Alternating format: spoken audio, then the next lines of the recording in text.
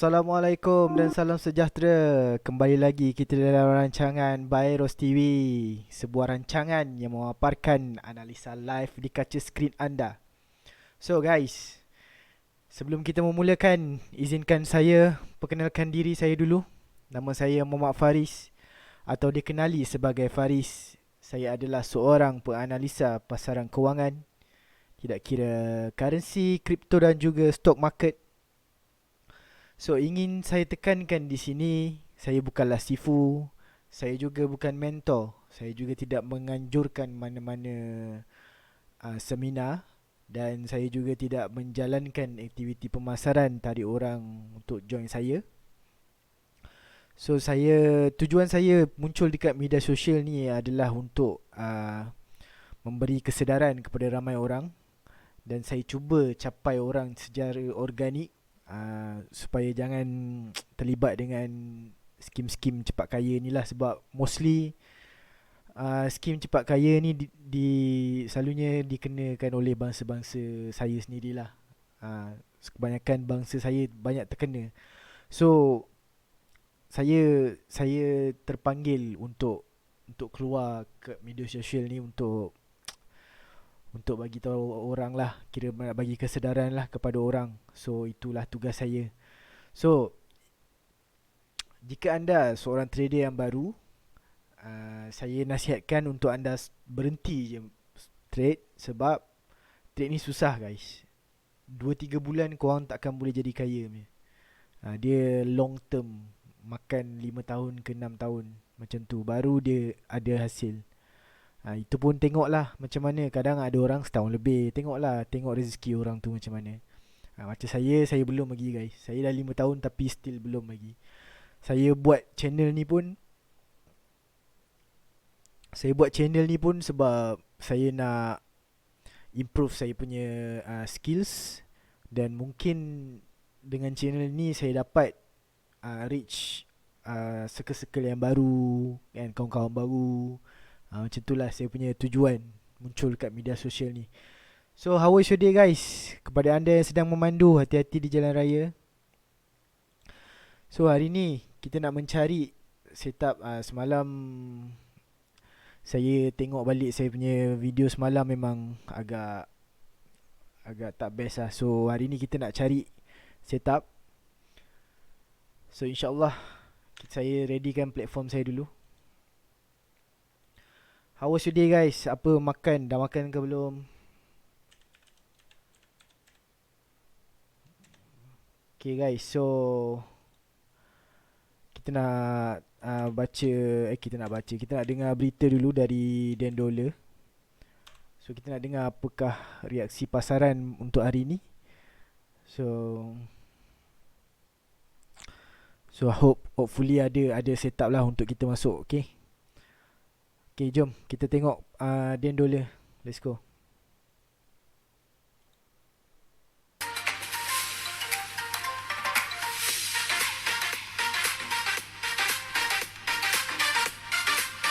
Assalamualaikum warahmatullahi wabarakatuh. Selamat pagi, salam sejahtera. Bersama Dan Dollar dalam Sembang Intraday. Kita nak sambung lagi ulasan pergerakan pasaran kita. Okey, pada pembukaan dagangan awal minggu semalam, kita lihat pergerakan harga masih lagi perlahan lah, dan juga sentimen pasaran yang sedikit okey, tapi dinilai kembali berisiko semula. Disebabkan perkembangan rundingan damai antara Rusia dengan Ukraine ni masih lagi belum dapat kata putus lah. Jadi rundingan akan bersambung lagi pada hari ni, Selasa. Sedikit perkembangan, juru cakap Kremlin mengatakan bahawa segala rancangan Rusia ke atas Ukraine ni akan disempurnakan dalam tempoh masa yang telah ditetapkan lah. Jadi memang dia kata mengikut perancangan dia lah. Dan dilaporkan juga Rusia telah menyekat ekspor barley, jagung, gandum. Dan juga dilaporkan Moskow dan Belarus akan menghentikan pembayaran bekalan tenaga dia dalam US dollar. Dan laporan lain ada mengatakan yang bahawa China bersedia untuk memberi bantuan untuk sokongan ekonomi dan juga ketenteraan lah kepada Rusia. Jadi kita lihat faktor-faktor tu, laporan-laporan tu sedikit menambahkan risiko lah dalam pasaran. Jadi masih lagi dalam perkembangan yang kita kena pantau lah. Sementara tu pelabur juga sedang berwaspada menantikan keputusan beberapa keputusan mesyuarat Bank Pusat lah. Jadi yang menjadi untuk poin utama adalah Federal Reserve mesyuarat fungsi pada awal pagi kami, pukul 2 pagi, di mana kita jangkakan yang Federal Reserve bakal menaikkan kadar faedahnya kepada 25 mata asas daripada 0.25% kepada 0.5%. Jadi kita jangkakan kenaikan kadar faedah bakal menyokong pengukuhan US dollar pada minggu ni lah. Jadi sementara tu kita nak tengok macam mana pergerakan harga pada awal minggu ni. Kita mulakan dengan carta bagi pasangan mata wang Euro US dollar. Jadi EU semalam ada kenaikan harga sedikit selepas bergerak mendatar pada sesi Asia. Kita nampak kenaikan pada sesi Eropah. Cumanya pada sesi New York tu kita nampak pergerakan harga mendatar lah di bawah paras rintangan 1.1 dolar. Tak berjaya nak lepasinya. Dan kita jangkakan mungkin kalau penurunan harga kembali berlaku sebab kita dah nampak lagi arah yang lebih jelas untuk US dollar, tapi jangkaan untuk mengukuh bakal menekan harga pada carta Euro US dollar kembali dijangkakan untuk turun semula ke zon support 1.08 dolar, paras yang cuba dicecah harga pada awal minggu lalu. Dan jika paras tersebut berjaya ditembusi harga, penurunan lebih rendah dijangkakan akan menuju paras 1.07 dolar untuk catatkan paras terendah terbaru. Sebaliknya, jika kenaikan harga berjaya lepasi rintangan pada 1.1 dolar, kita mungkin jangkakan harga bersedia untuk beri syarat bagi pergerakan dalam trend bullish semula. Dan jangkaan untuk kenaikan lebih tinggi akan menuju ke rintangan 1.112 dolar, iaitu rintangan yang diuji pada dagangan minggu lepas. Jadi macam itulah, kita kena beri tumpuan kepada zon-zon tumpuan harga sebelum ni lah. Jadi itu untuk Euro US dollar. Terbalik pada carta GBP USD pound dollar. Jadi pada dagangan awal minggu semalam, penurunan masih lagi diteruskan, mencecah paras support 1.3 dolar, paras terendah terbaru lagi. Jadi untuk mata wang pound pun pelabur berhati-hati menantikan keputusan mesyuarat Bank Pusat Bank of England pada minggu ni juga, bersama-sama dengan Fed lah. Jadi kedua-dua mata wang pound dan US dollar ni mungkin agak mendatar lah, sebab kita jangkakan kedua-dua bank pusat ni akan menaikkan kadar faedah. Jadi jangkaan untuk kedua-dua mata wang pound dan US dollar bakal mengukuh lah. Jadi untuk jangkaan bagi penurunan harga, mungkin harga yang menyambung penurunan melepasi paras support 1.3 dolar sekarang ni, paras support semasa ni, mungkin akan menuju ke paras 1.29 dolar untuk catatkan paras terendah terbaru sejak November 2020. Ini paras terendah terbaru lah. Sementara kalau kenaikan harga berlaku, kita mungkin jangkakan paras rintangan awal adalah pada 1.31 dolar akan diuji. Sementara kenaikan lebih tinggi akan menuju semula ke zon 1.32 dolar, menjadi rintangan hargalah pada dagangan minggu lepas. Jadi kena jaga-jagalah, sebab memang akan berisiko lah, lebih-lebih lagi pada penghujung minggu ni. Keputusan mesyuarat bank-bank pusat akan menjadi tumpuan pelabur lah. Jadi itu saja dulu ulasan pergerakan pasaran untuk awal minggu ni. Jadi jangan lupa untuk terus kawal risiko dalam. Okay guys, so apa yang saya faham tentang berita hari ni, keadaan semakin tegang. So China pun nak bantu Rusia dalam ketenteraan dengan supply lah apa yang patut. So kita boleh nampak mungkin pelabur-pelabur akan lari ke asset safe haven. Okay, so itu apa yang saya faham lah. So far kita mengambil keputusan, gold kita akan buy, gold akan buy. Seperti dollar index pun sama, kita akan buy lah. Tapi saya tak trade dollar index. Tapi sebelum kita memulakan, kita nak tengok dollar index dulu lah. Okay, so jom kita tengok chart dollar index. Saya buka chart.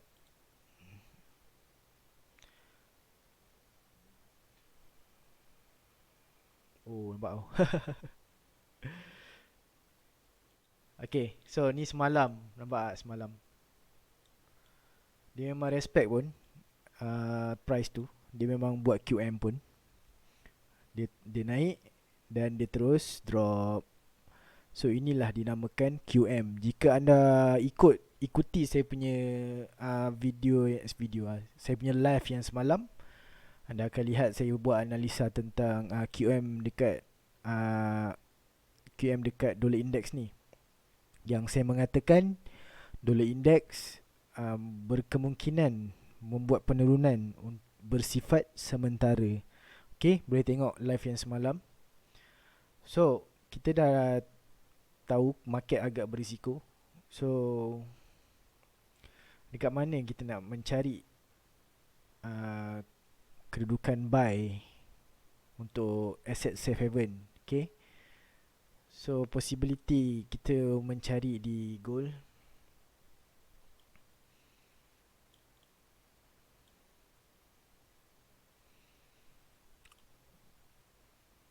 So, apa yang saya nampak dekat sini, dia market agak berisiko lah. Kita boleh lihat kan dekat sini, dia sesuatu yang macam, kita boleh lihat dia membuat penurunan, corak penurunan.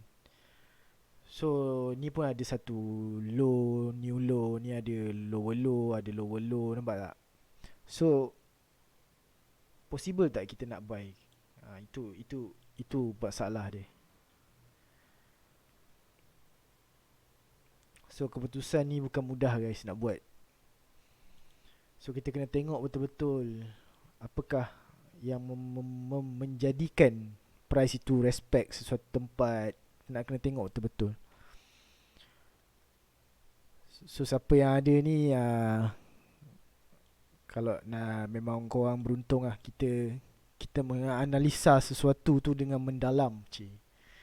Sebenarnya kalau saya seorang-seorang trade, saya seorang-seorang buat analisa tak adalah lama-lama, cuma kita dengan explanation kan. So dari segi teknikal kita dekat daily. Dari segi teknikal kita berada di kawasan rally base rally. So kita tandakan dulu.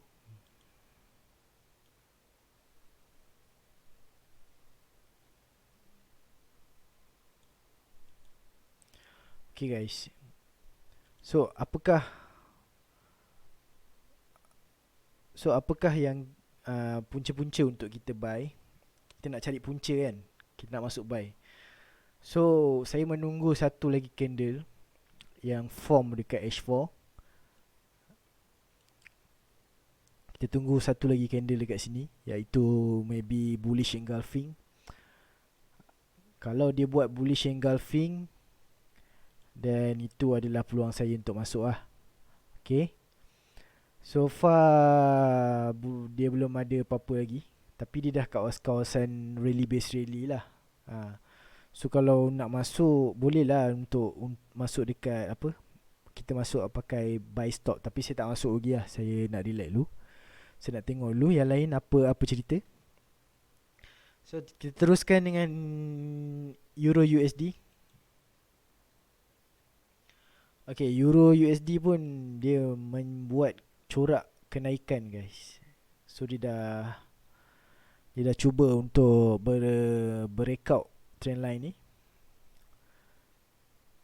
Okay, so kita mencari confirmation dekat time frame besar. Sepatutnya kalau gold menaik, asset safe haven menaik, Euro dengan GU akan drop lah kan. So kita cari sell lah dekat EU ni. So kat mana tempat-tempat yang sesuai untuk kita cari?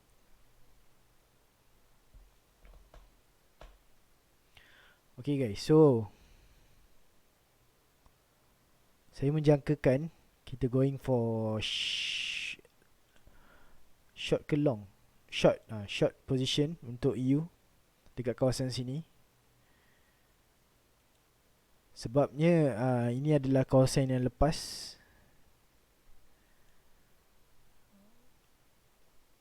Kita ambil 30 pips risk untuk EU.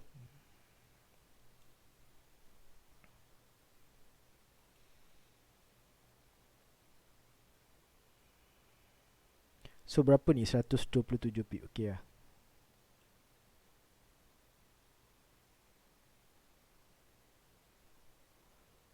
Okey, kita ngam-ngam bagi cun. Harap dia tak kena SL lah.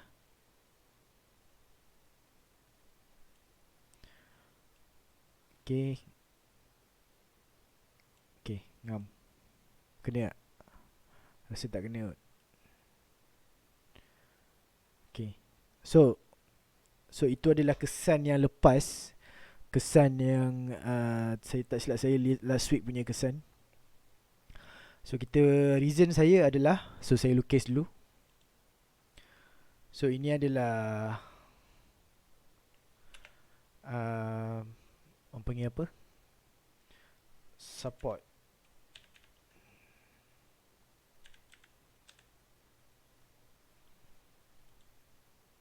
Okay. So ini support yang lepas. Dia dah break ke bawah dan dia buat correction. Dia kembali balik ke kawasan ini yang dipanggil support become resistant dan dia terus drop. So ini ada satu momentum lah dekat sini. Momentum untuk dia drop lah. So saya menjangkakan yang kawasan itu adalah kawasan yang logik untuk dia drop. Disokong dengan fundamental, saya fokus untuk sell pada this week. So kita dah tahu TP dia kita target dekat low yang sebelum ni lah. Selamat kan, sebab saya trade intraday je. So kita tunggu dia naik. Kita tunggu naik kawasan 1.10320 ni. Dan insyaAllah lah, kalau dia kena SL, kenalah. Kalau tak kena, kita tunggu kat kawasan tu lah. Okay. So kita teruskan dengan GU. So GU pun tak ada corak-corak untuk dia buat hike baru ke apa. So kita mencari sell juga dekat GU ni. Okay. So kita nak tunggu kat mana guys? Sinilah. Kan, sini adalah kawasan yang sesuai. So kita tanda dulu.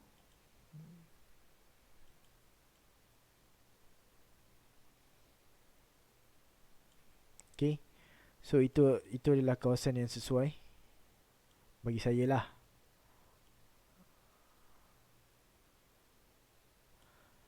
Okay. So lain orang lain dia punya tanggapan. Mungkin korang nampak ini adalah satu position buy. So korang follow je korang punya analisa.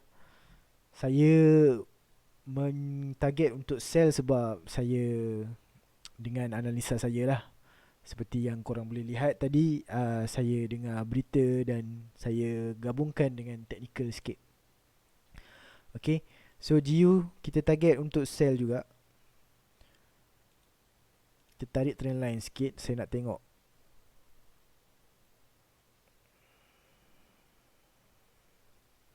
Tak berapa ngam sangat. But it's okay. So kita going for short position GU. Seperti biasa 30 pips risiko.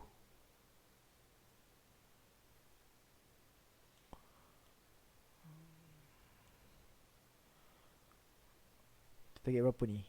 Sampai sini dah lah Kita target dalam 90 something, 95. Tak besar pun. Target kecil je.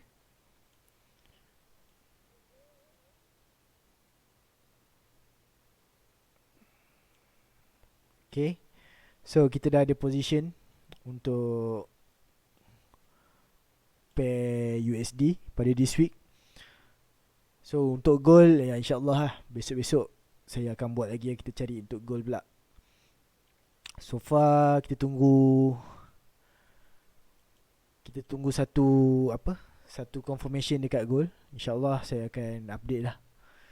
Kita dah jumpa dua setup. Seperti biasa saya fokus dekat EU lah, EU dengan GU.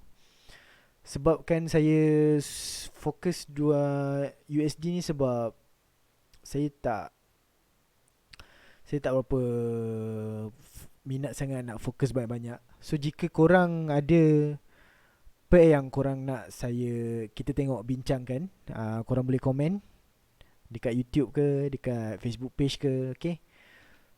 So itu saja dari saya, Muhammad Faris. Assalamualaikum.